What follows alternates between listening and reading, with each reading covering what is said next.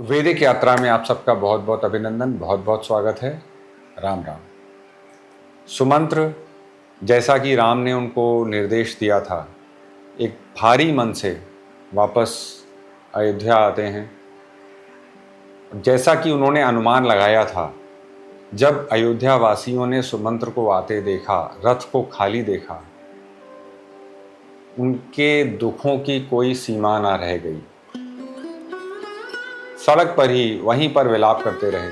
कितना भी सबको पता था कि राम वन को चले गए हैं और 14 वर्षों के बाद ही 15वें वर्ष में वापस आएंगे, लेकिन शायद एक दबी सी एक उम्मीद की किरण इनके मन में फिर भी थी कि क्या पता जब सुमंत्र लौटें तो राम ने अपना विचार बदल लिया हो, वापस आ जाएं सीता सहित, लक्ष्मण सहित। लेकिन सुमंत्र तो वापस आ गए, रथ खाली था।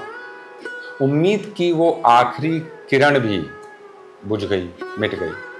सारा नगर शोक में डूब गया, सन्नाटा छा गया सब जगह। सुमंत्र ने भी किसी से नजरें नहीं मिलाई, सिर्फ सीधे देखते हुए अपने रथ को महाराजा दशरथ और कौशल्या के महल की ओर ले आए। रथ से उतर करके महाराज के कक्ष में पहुंचे। दशरथ ने जैसे ही सुना कि सुमंत्र वापस आ गए हैं, तो जो उम्मीद नगरवासियों को थी वही शायद दशरथ को भी थी। दशरथ भी शायद ऐसी उम्मीद लगाए बैठे थे कि जब सुमंत्र वापस लौटेंगे तो किसी न किसी बहाने से, किसी चमत्कार के फलस्वरूप शायद राम इनके साथ वापस ही आ गए हों। सुमंत्र का चेहरा देखते ही दशरथ समझ गए कि राम वापस नहीं आए हैं। उसी शोक ने दोबारा उनको ग्रसित कर लिया, जिस शोक का अनुभव उनको हुआ था जिस समय राम अयोध्या छोड़ करके गए थे। विलाप करते हुए सुमंत्र से पूछा कि राम वापस क्यों नहीं आए हैं, तुम राम को छोड़ कैसे आए वहां पर। सुमंत्र ने कहा, मैंने बड़ा प्रयास किया महाराज, परंतु आपके वचन का मान रखने के लिए राम किसी प्रकार भी मानने को तैयार नहीं हुए। मैं तो खुद भी नहीं वापस आना चाहता था, लेकिन मुझे वापस भेजा है राम ने आज्ञा दे करके, क्योंकि मुझे आप तक, कैकेयी तक ये संदेशा पहुंचाना था कि राम ने वनवास पूर्ण रूप से स्वीकार कर लिया है और वन में अब वास करने लग गए हैं। वो चाहते थे कि कैकेयी इस तरफ से एकदम निश्चिंत हो जाएं, आपकी प्रतिज्ञा, आपका वचन पूर्ण हो सके। बस यही कहने के लिए मुझे भेजा गया है। रहा सवाल राम का हाल कैसा है, लक्ष्मण कैसे हैं, सीता कैसी हैं, राम तो राम है ना, हर स्थिति में एक समान रहते हैं। लक्ष्मण को ज़रूर बीच बीच में क्रोध भी आता है, उनको शोक भी होता है अपने भाई की ये दशा देख करके, परंतु तीनों ठीक ही हैं। आपको प्रणाम भेजा है, मुझे कहा है कि आपकी विशेष देखभाल करनी है, तो मैं आपके सामने उपस्थित हूँ यहाँ पर। महाराजा दशरथ की आखिरी उम्मीद यहाँ पर टूट जाती है। कौशल्या के सामने वो विलाप करने लगते हैं और इधर कौशल्या भी शोकमग्न हैं, सुमित्रा भी वहीं पर हैं। दुख से ग्रसित होकर के, शोक से ग्रसित होकर के कौशल्या ने दशरथ को भी कोसना आरंभ किया, लेकिन तुरंत ही उनको महसूस हुआ होगा कि वो ऐसा करके गलत कर रही हैं। उन्होंने अपने आप को वहीं पर संभाला, क्षमा मांगी दशरथ से कि उनके मुंह से कुछ कटु शब्द निकल गए हैं पुत्र वियोग के कारण। महाराजा दशरथ ने कौशल्या से प्रेम पूर्वक कहा कि उनको इस बात का बिल्कुल भी लेश मात्र भी बुरा नहीं लगा है कि कौशल्या ने उनको जो भी बुरा भला कहा है। उनकी ही कोई कमज़ोरी थी जिसका परिणाम अब सब भुगत रहे थे। इस अवसर पर दशरथ ने कौशल्या को अपने पूर्व काल का, काफ़ी एक पुरानी बात थी वो उनको याद आई, वो उन्होंने कौशल्या को बताना आरंभ करा। उन्होंने कहा कि ये जो कुछ भी हो रहा है मेरे साथ, मुझे तो पता है कि मेरे साथ क्यों हो रहा है। मेरे ही पूर्व काल का किया हुआ एक पाप है जिसका फल अब मुझे मिल रहा है, परंतु मेरे साथ साथ प्रजाजनों को, तुमको, सुमित्रा को, सुमंत्र को, मंत्री मंडल के सदस्यों को, गुरुवरों को, उनको किस बात का ये फल मिल रहा है, ये मैं नहीं सोच पा रहा हूँ। मैंने तो एक बहुत पाप कर्म किया था, दुष्कृत्य किया था। बहुत पुरानी बात है, उस समय दशरथ राजा नहीं थे, युवराज थे। उनके अंदर दंभ भी था, क्योंकि उस ज़माने में वो अकेले ऐसे शूरवीर थे जिनको शब्द भेदी बाण चलाना आता था। आवाज़ सुनकर के वो लक्ष्य को भेद सकते थे। एक बार वो सरयू के तट के किनारे जंगल में शिकार करने गए, तो वहाँ पर उन्होंने आवाज़ सुनी कि कोई पानी में खेल रहा है या पानी भर रहा है। उनको लगा कि शायद कोई सिंह होगा या कोई हिरण होगा या हाथी होगा। उस आवाज़ की दिशा में बिना देखे उन्होंने अपना बाण चला दिया। जब उस बाण ने अपने लक्ष्य को भेदा तो किसी पशु की आवाज़ न आकर के एक मनुष्य की चीख सुनाई दी। अवाक रह गए दशरथ। उनको तो लग रहा था कि कोई हिंसक पशु था जिसका उन्होंने शिकार करा है, परंतु ये तो कोई मनुष्य था। दौड़ करके वो उस स्थान पर पहुंचे तो वहां पर एक नवयुवक जमीन पर पड़ा हुआ था, घायल अवस्था में। उसकी छाती में महाराज दशरथ द्वारा चलाया हुआ बाण घुसा हुआ था और लगभग मरणासन था।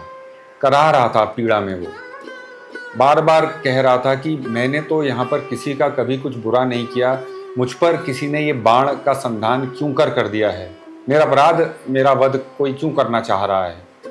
महाराजा दशरथ जब उसके पास पहुँचे, उन्होंने देखा, उनको बड़ी ग्लानि हुई, उनको बड़ा कष्ट हुआ कि अनजाने में उनसे इस प्रकार का एक पाप हो गया है। उस व्यक्ति का नाम था श्रवण कुमार। अपने वृद्ध माता पिता का इकलौता सहारा था वो। श्रवण कुमार ने दशरथ को बताया कि उसके माता पिता बड़े वृद्ध हैं, दृष्टिहीन हैं और पास के ही एक आश्रम में रहते हैं, और वो उनके लिए नदी से जल भर करके लेने के लिए आया था। अब उसके माता पिता वहाँ पर प्यासे बैठे व्याकुल हो रहे होंगे, उसको इस बात की बड़ी पीड़ा है। दशरथ बहुत शोकग्रस्त हो गए। उनके मन में भारी भीषण संताप उत्पन्न हुआ।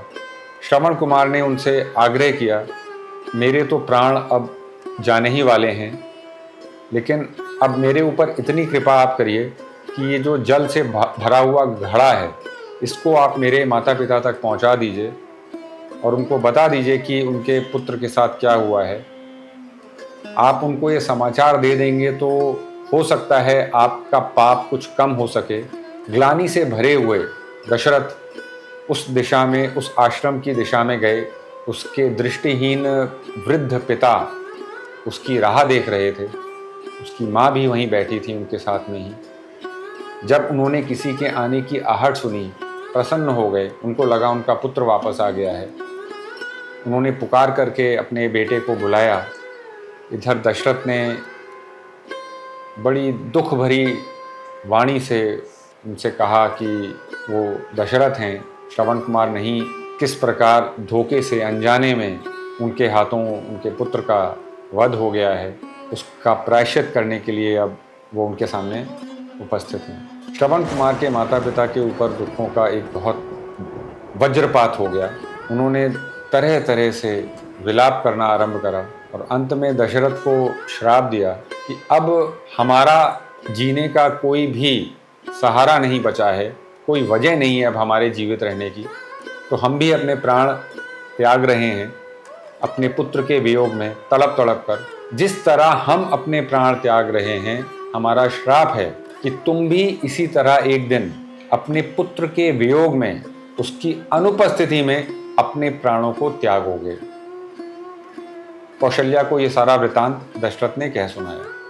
दशरथ ने कहा कि ये उसी श्राप का फल है जो अब मुझे इस प्रकार का दुख कष्ट सहना पड़ रहा है। श्रवण कुमार के माता पिता का श्राप अब फलित ही होने वाला है। मेरे प्राण अब इस शरीर को छोड़ने ही वाले हैं।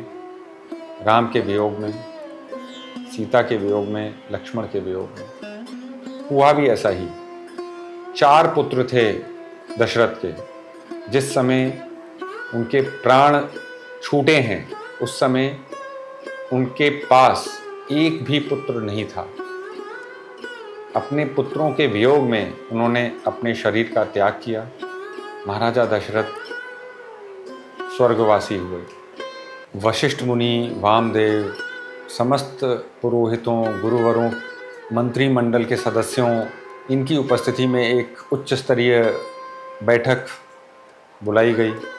सबने एक मत से इस प्रस्ताव को स्वीकार करा कि जिस राज्य में राजा नहीं रहता है उस राज्य का पतन होना अवश्य संभावी है, होना ही होना है।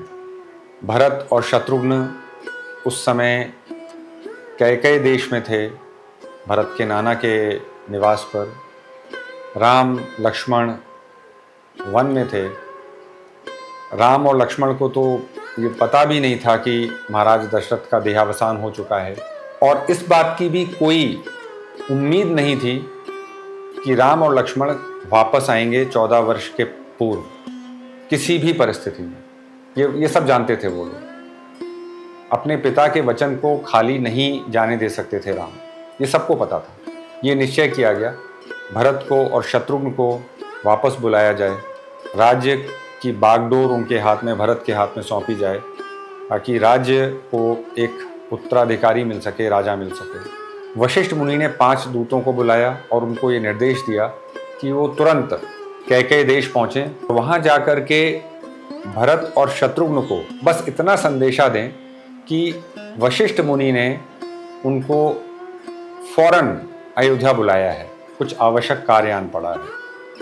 साथ ही साथ इन दूतों को वशिष्ठ मुनि ने यह भी बताया कि इसके अलावा और कोई भी बात, चाहे वो राम के वनवास से संबंधित हो या दशरथ के निधन से संबंधित हो, ये सब कुछ नहीं बताना है। इन 5 दूतों ने कैकेयी देश के लिए प्रस्थान करा। जल्द से जल्द वहां पहुंचे, भरत से मिले, भरत को वशिष्ठ मुनि का संदेशा कह सुनाया।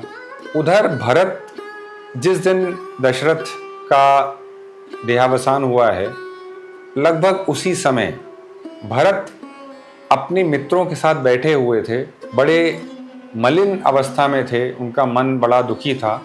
उनके मित्रों ने उनके दुख का कारण पूछा। भरत ने बोला, दुख का कोई कारण वैसे तो नहीं है, लेकिन रात को मैंने एक बहुत ही बुरा सपना देखा है। उस सपने में मैंने अपने पिता को बड़े कष्ट में देखा है, बहुत परेशान थे, बहुत तकलीफ में थे, यहाँ तक कि वो काले रंग के कपड़े पहने हुए एक ऐसे रथ में, जिसको घोड़ों की जगह गधे जोत रहे थे, चला रहे थे, ऐसे रथ में बैठे हुए, पता नहीं वो कहाँ जा रहे थे। उनकी आंखें एकदम लाल लाल दिख रही थी, बड़ा विकराल रूप था उनका। ये सब देख करके मैं बड़ा अप्रसन्न हूँ, बड़ा दुखी हो गया हूँ। समझ नहीं आ रहा है मुझे इसका क्या तात्पर्य हो सकता है, क्या कोई अनहोनी होने वाली है। उस रथ में जिसको गधे जोत रहे थे, उसमें भरत ने दशरथ को देखा था। स्वाभाविक है कि उनका मन अब इस बात को लेके डर रहा था कि कहीं उनके पिताजी की मृत्यु तो नहीं होने वाली है। ये सब सोच करके भरत बहुत दुखी थे। उनके मित्रों ने उनको तरह तरह से प्रसन्न करने का प्रयास करा। किसी ने कोई गीत गाया, किसी ने कोई चुटकुला कुछ सुनाया उनको, किसी ने कोई कुछ भी तरह तरह से उनको प्रसन्न करने का प्रयास करा, परंतु भरत का मन प्रसन्न नहीं हो रहा था।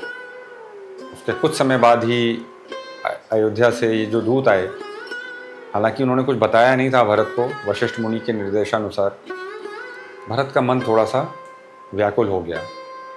अपने नाना से उन्होंने आज्ञा ली, उनको बताया कि मुझे तुरंत अयोध्या वापस जाना चाहिए, तो अब यदि आपकी अनुमति हो तो मैं अयोध्या वापस जा सकता हूँ क्या। कैकेयी के पिता ने, यानी भरत के नाना ने, उनको प्रेम पूर्वक अनुमति प्रदान करी, तरह तरह के उपहार उनको दिए।